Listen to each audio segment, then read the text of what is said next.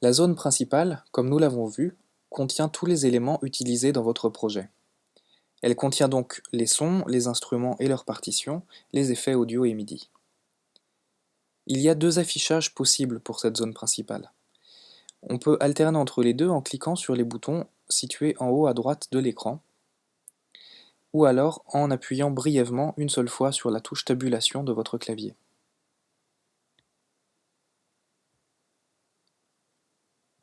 Le premier mode d'affichage que vous avez très certainement vu apparaître au lancement du logiciel s'appelle le mode session. Et il est accessible en appuyant sur le bouton à barre verticale situé en haut à droite de la zone principale.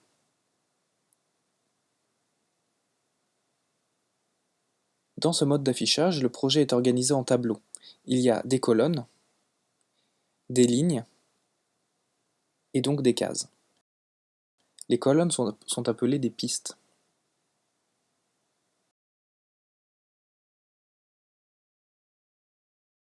Il nous faut faire une petite parenthèse pour expliquer ce qu'est une piste. Pour bien se représenter ce que c'est, il faut imaginer un musicien ou un orchestre. Chaque piste représente un musicien ou un ensemble de musiciens. Un musicien va jouer du piano par exemple, un autre va jouer de la batterie, et un autre va être aux platines pour lire et déclencher des sons. Mais le musicien ne jouera que s'il a quelque chose à jouer. Il faut donc lui donner une partition à jouer ou des disques pour ses platines. Ces éléments qu'on leur fournit s'appellent des clips. Ils sont représentés par de petits rectangles de couleurs qui sont mis dans les cases du tableau. Certains contiennent des partitions, d'autres contiennent des enregistrements audio. Et dans le logiciel, on ne peut donner que des clips de partitions aux instruments. Par exemple, dans notre cas, notre pianiste ne peut a priori pas jouer un vinyle, un disque avec son piano. Et inversement, dans le logiciel, on ne peut pas donner de partition contenant de notes aux musiciens dont la fonction est de lire des enregistrements.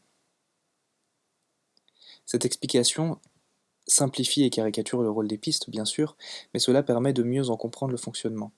Car dans Live, les instruments traditionnels représentés par des pistes MIDI ne peuvent pas recevoir de clip audio, et un lecteur de son représenté par une piste audio ne peut pas recevoir de clip MIDI.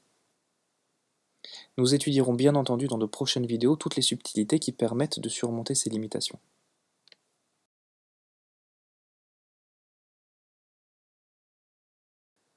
Retournons maintenant à la fenêtre Session.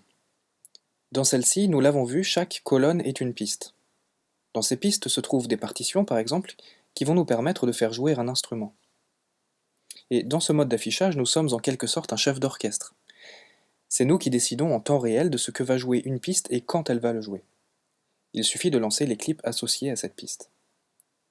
On peut donc ici jouer du logiciel un peu comme on joue d'un instrument, c'est-à-dire en interprétant et en arrangeant un ensemble d'éléments associés au projet, dans un temps musical, c'est-à-dire pendant que le tempo défile.